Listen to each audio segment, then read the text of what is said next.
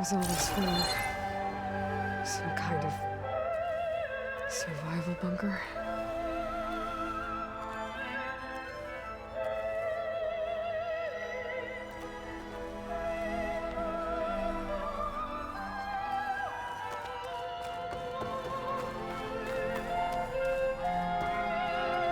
What is this? Just a few favorites from my collection. Rescued and stored here just before I went off-world. Take a look, if you like. I'm curious to hear your impressions. My friend is dead. Beta and Gaia are gone, and you want me to look at old paintings? Don't be so quick to dismiss the comfort we can find in art, or the insight we might gain.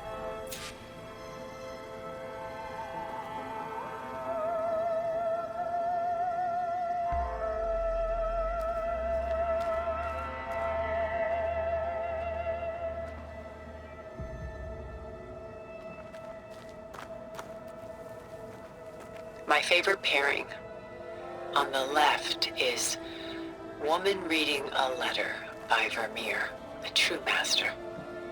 And on the right is a forgery, Woman Reading Music, which fooled experts into believing it was a priceless original. Early in my career, I became fascinated with such deceptions.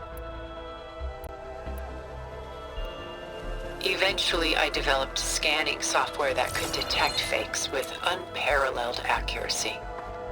Is that how you made enough money to buy your way onto the Odyssey? Oh no. I made my real fortune later. Selene and Endymion. She's the goddess of the moon, whereas he's a simple shepherd. Beside her is the god of love, Cupid. So she's sneaking up on him?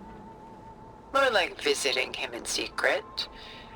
The torch that Cupid bears represents Selene's undying infatuation with him. Though the two must remain apart, her love will forever burn. This is Rembrandt painting Jeremiah, a man in mourning. Mourning what? His home. The ancient city of Jerusalem. He foresaw its impending doom, but could do nothing to prevent it. So instead, he saved its treasures from destruction, just as I saved these works. You could say we're kindred spirits. A portrait of the painter, Rembrandt's son Titus, depicted in the habit of a monk. I don't get it. Why would someone like you, with infinite resources, care about this painting of a boy in a hood? It's not the image itself, but the feeling it conveys. The face is bright and defined, but his eyes are downcast, heavy with misfortune. And the background seems to swallow all light. The painting is infused with a sense of loss. I guess I understand how the painter feels. Rembrandt's The Night Watch, by far the most famous painting my homeland ever produced. It was commissioned to honor a militia made up of influential citizens. I guess you must have been an influential citizen. In my day. But not as influential as you've been in this new world. The Gust, by Willem van de Velde, the most famous of his many maritime paintings. A ship crossing into the unknown. I guess you're familiar with that. Indeed, which is why I appreciate this composition in particular. Though waves and wind threaten to destroy the ship, it perseveres, clinging to the light even as darkness closes in all around it.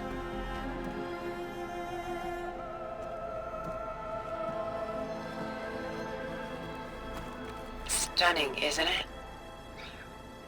Paintings weren't the only masterpieces of my people's golden age. This is Van Vianen's Lidded Ewer, molded from a single sheet of silver. What was it for? How like Elizabeth you are.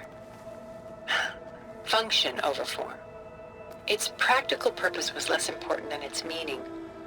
Von Vianen created it in honor of his late brother, who himself was a famous silversmith. A memorial. Yes. Such beauty from sorrow. A lot of weight on his shoulders. Now here. She's pulling out her own hair. Madness out of grief. It's hard to watch her suffer.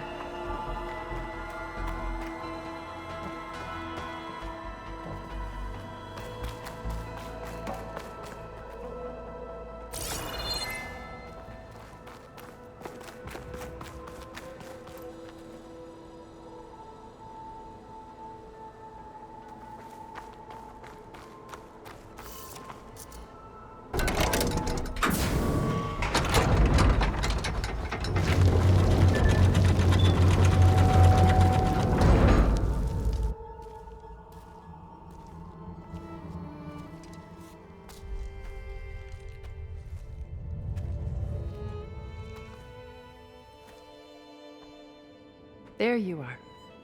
Feeling better? How did you find us? At the cauldron? And what did you do to everyone right before I passed out? All business, I see. Well, suffice it to say we were keeping a very close eye on Hephaestus, knowing we would need it at some point. Your ruse didn't fool us, and as for my little trick, it was an overload of the senses, accompanied by an energy discharge. Gerard and Eric were only momentarily disoriented due to their shields, but it rendered you unconscious while I got you out. Perhaps some breakfast might steady you a bit?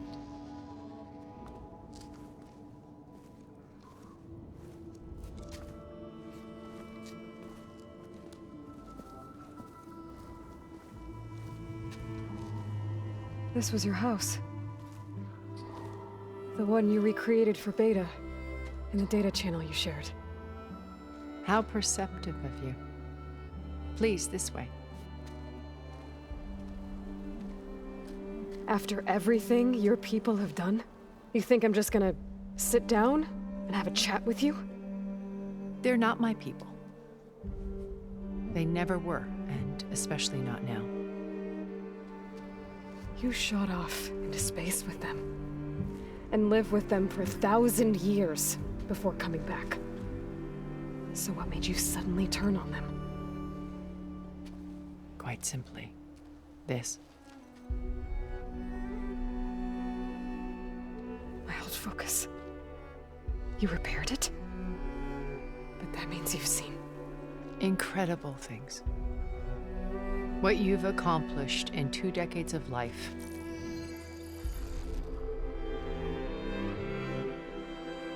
A 1,000 years at my back and I haven't even come close.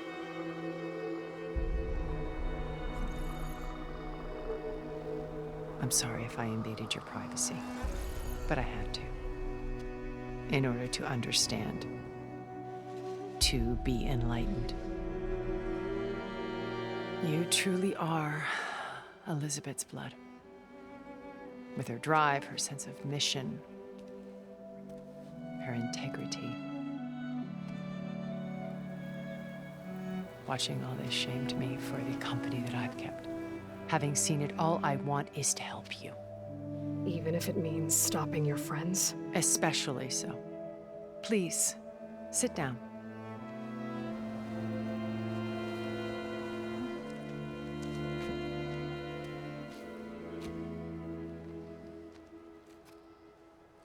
There. That's better. Now, we must recover Beta and Gaia at all costs. By now, you must know that Gerard intends to use Gaia to reboot the Earth's biosphere.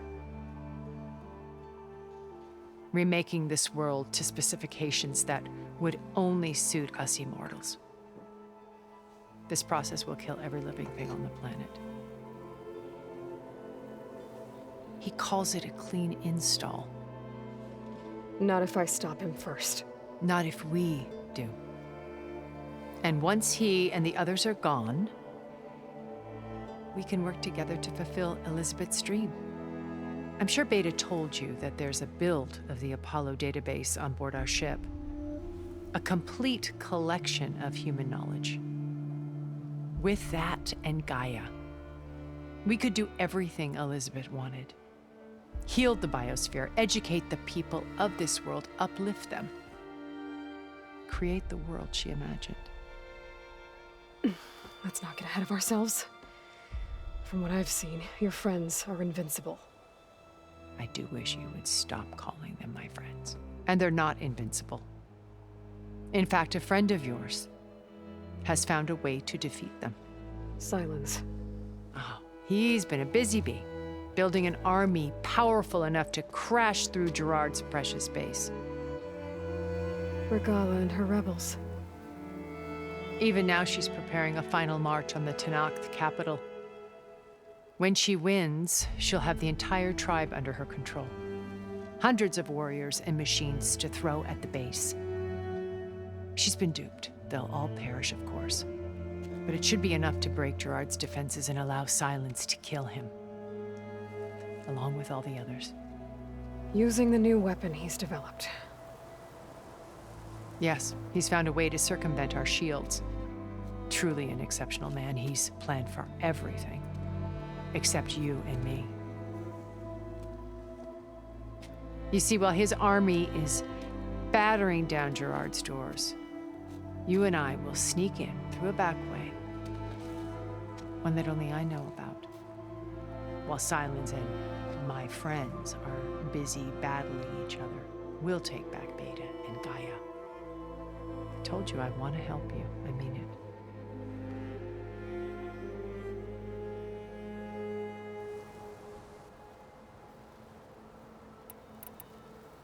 My old focus.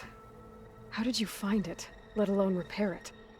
When we encountered you at the Hades Proving Lab, Gerard saw you as a redundancy. I knew better. You were a revelation. After your dramatic escape, bravo, by the way. Gerard and Eric assumed you were dead and gave up the hunt. I wasn't so sure. When the others were busy, I returned to the lab and searched for any trace of you. That's when I found this little treasure. Not easy to repair, but certainly worth the effort.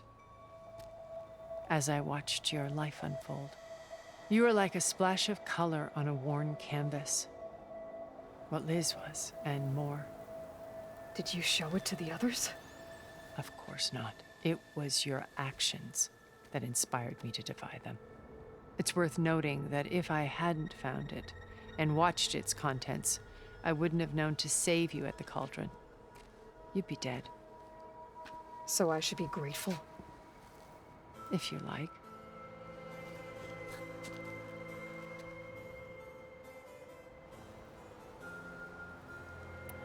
So you know all about me. What about you? What would you like to know? Well, start with your life on Earth. When I was 8, terrorists flooded my home city. Thousands drowned, my parents included. I was one of the few who survived. My guardian sent me to boarding school. Among my peers, I was the strange girl, the orphan to be avoided. All because of circumstances beyond my control. Oh. So we're a lot alike, huh? Aren't we? You were an outcast. But you didn't let that stop you from getting what you needed. Neither did I. I climbed my way out of desolation and used my wits to build a fortune. First, from the technical analysis of art and the detection of forgeries. Profitable expertise in those days. But as it turned out, the software I developed was even more useful for counterintelligence. From there, it was only a short step to gathering extremely valuable intelligence on my own. You were a spy? More like a service one could turn to for information. I had to remain anonymous, of course, to protect my privacy. But despite that anonymity, Far Zenith inevitably sought me out.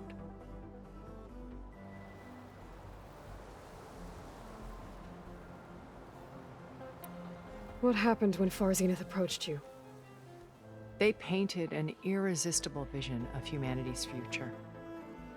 One where we need not fear illness or death, where we explored the furthest reaches of the stars and thrived.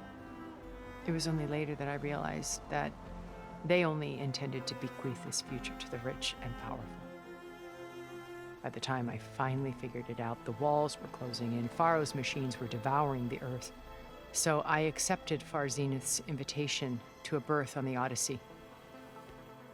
I wanted Liz to come, but she had nobler plans, as you well know.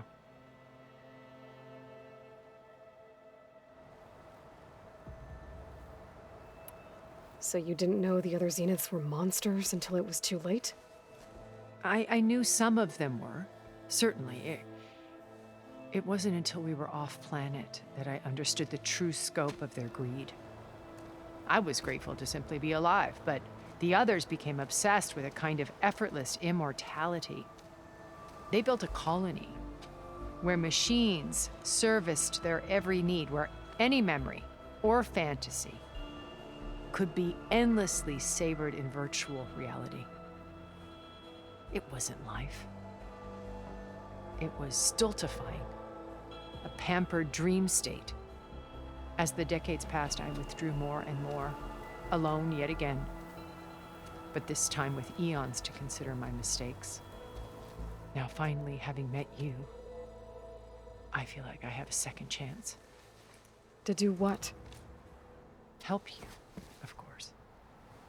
To fulfill Liz's dream, which isn't so different from Far Zenith's original vision. A better future for humanity.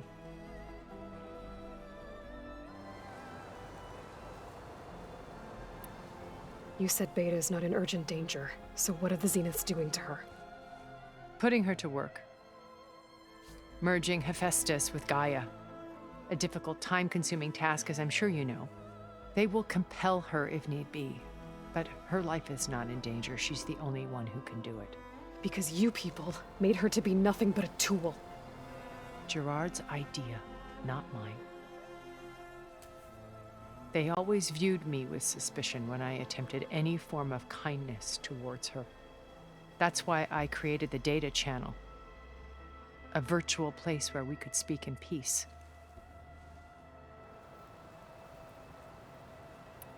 So this channel you shared with Beta, none of the other Zeniths ever found out about it. Gerard believes he's the most cunning of all of us. Even after 1,000 years, he still can't imagine that I would outwit him. The channel allowed me to interact with Beta away from their mistrustful eyes. It offered us a chance to be ourselves. Until you cut off all contact. Yes, though it pained me. I was worried that our meetings would do her more harm than good. Well, she felt like you tossed her aside. I was afraid the others would find out and punish her.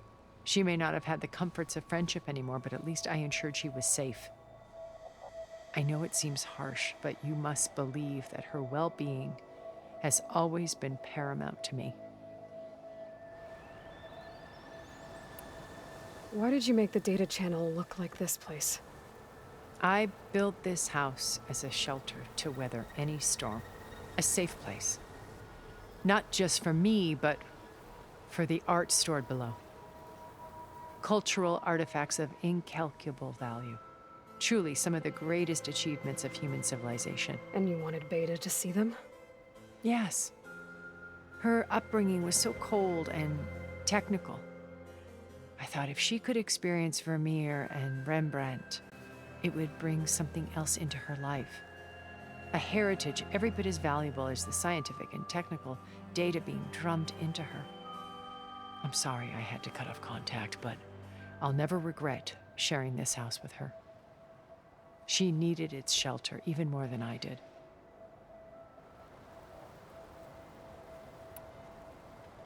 Beta told me your colony was destroyed. That you came back to Earth because you had nowhere else to go. It's true. After we reached our destination, a planet in the Sirius star system, we spent decades building a new home. The physical constraints of Earth, the boundaries of mortality, gone.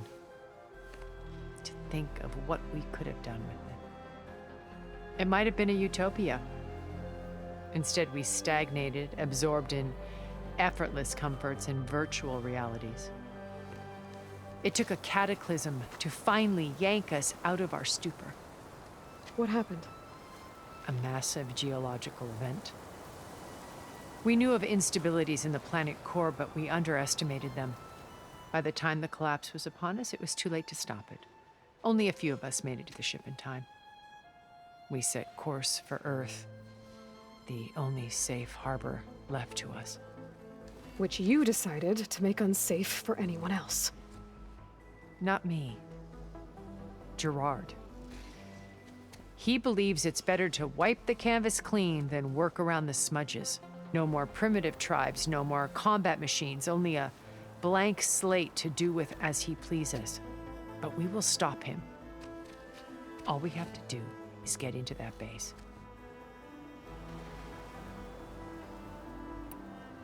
What exactly is your plan to sneak into the Zenith base?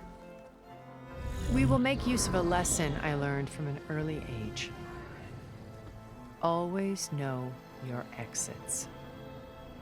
In this case, a place where Gerard's new construction meets the ancient foundation, a passage that only I can access. When Silence flings his army at the base, we will enter through this back door, bypassing most of the fighting. The distraction will provide us with a window in which to rescue Beta and Gaia. Once we're inside the base, where will we find Beta and Gaia? Here in the command center. By then, Gaia will have been reunited with all of its subordinate functions, including Hephaestus. What about the alpha build of Apollo on your ship? A simple matter of recovery once the others have been dealt with. With that in hand, we'll have everything we need to make this world as it should be.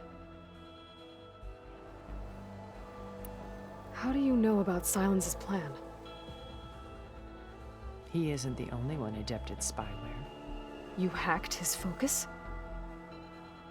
No, he's too careful for that. But his subordinates? Not so much. He gave additional focuses to the tribals he branded the Sons of Prometheus. The ones working with Regala. By tapping their focuses, I learned about most of his dealings. The distribution of override technology, the arming of Tanakh rebels, and the secret pact with Regala to attack Gerard's base. But how did he come up with a weapon that can take down your shields? That's the one thing I haven't been able to figure out, but however he did it, I'm quite certain it will work. With it and the Tanakh army, victory seems to be within his grasp. Such a shame he'll be disappointed. Regala's only interested in killing Hekarro and waging war on the Karja. What does she have to gain by attacking Zeniths? It's the price she must pay for her war. Without the ability to override machines, her little rebellion would have languished in the desert. So she trades with the Sons of Prometheus. Machines to help her overthrow Hekarro. In exchange for an assault on the base. Pride has deluded her into thinking she can actually survive such a battle. And all without ever knowing who the Sons of Prometheus really answer to.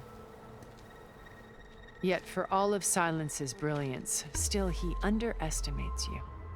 That blind spot is what will allow us to take Beta and Gaia right out from under him. While hundreds of Tanakh are cut down outside. So you knew Elizabeth. What was she like? Liz was everything she was. I see in you. And more. Your ingenuity, your determination, your moral compass.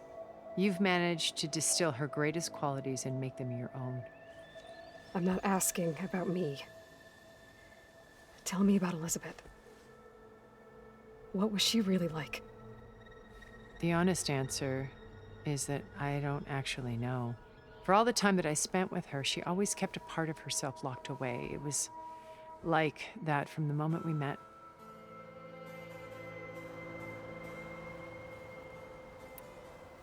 So when you met Elizabeth, she was what? Distant? Aloof? Not aloof. Not exactly. It was a summit in Paris about machine learning, a touchy subject in those days, because regulatory authorities were just starting to clamp down on AIs. Liz gave the keynote address. She had already achieved great renown for her work in automated environmental reclamation. But in her address, she was just starting to imagine the next step. An AI-driven system that wouldn't just act on its programming, but actually take responsibility for its sphere of influence. To care about life. Not just follow orders. Revolutionary stuff. I was fascinated. And I wanted to meet her for a long time. I watched her after her talk. She had spoken with such moral authority, such empathy. But after that, she retreated. I could tell she felt uncomfortable with all of her admirers. It was as if giving the talk had cost her something. I didn't want to be a pest, so I planned my approach carefully. So how did you finally approach Elizabeth after her talk? I picked the right moment. The morning of the next day, right as she came back to the conference, she had just had her coffee. She was fresh, rested. It was like she had braced herself for the onslaught of colleagues. I asked if I could walk with her, then put forth a question about her talk that I thought was intelligent. Her answer made me realize it wasn't, but she was very welcoming.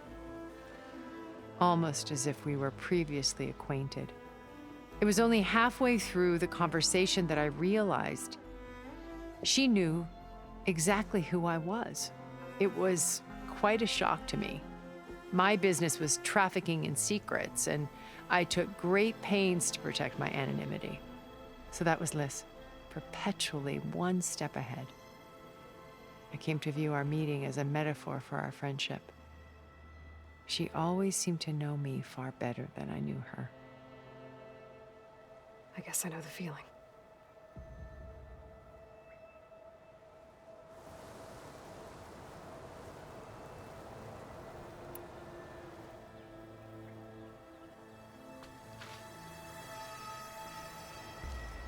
First Varl. Now Hikaru and the Tenakth. Your plan would wipe out an entire tribe. There has to be another way. We are in an admittedly desperate situation, but I assure you there isn't. Remember Zero Dawn. Elizabeth's sacrifice. Sometimes many have to die for a new world to grow. If it looks impossible, look deeper. Wait. The data channel. It still exists, doesn't it? I need you to open it. Let me talk to Beta. Impossible. We might be detected. It's worth the risk. There is another way, one where the Tenakth survive. But we won't. If the others... If you want to help, open it.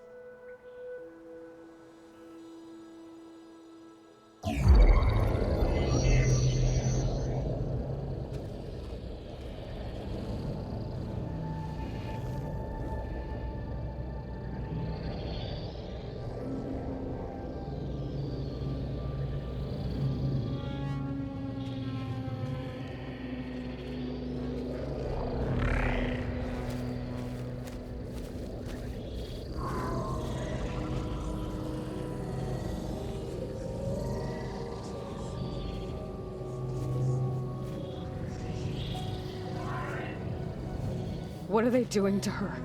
Virtual reality dissociation. The manual merge of Hephaestus will take hours upon hours of tedious micromanagement. If she resists the work, they run simulations to induce feelings of isolation and despair. Beta, can you hear me? You're alive. They're watching me. I can't hold up this extra protection for long. You should have killed me. No. No, look at me. I'm coming for you. I promise, okay? I just need you to hold out a little while longer and work on the merge.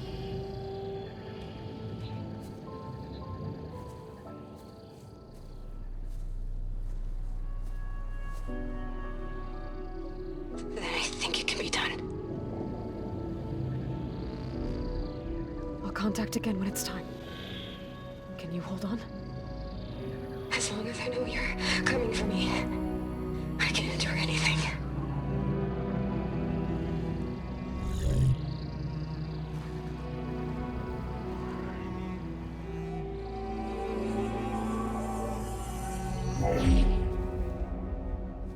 All right.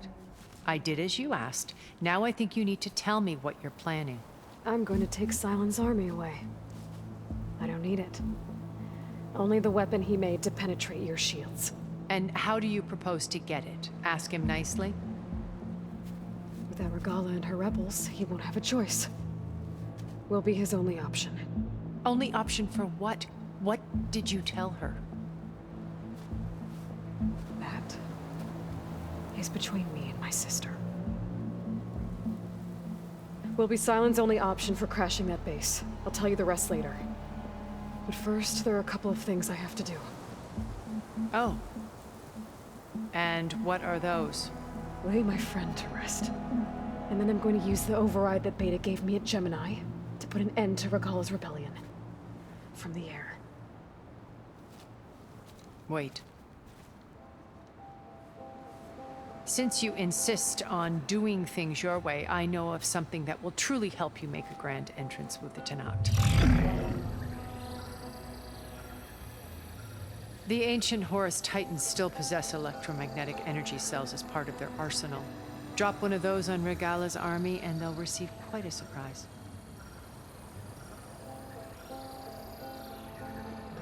So go, do what you must. I'll come to your base if you manage to bring Silence to the table. Not if. When.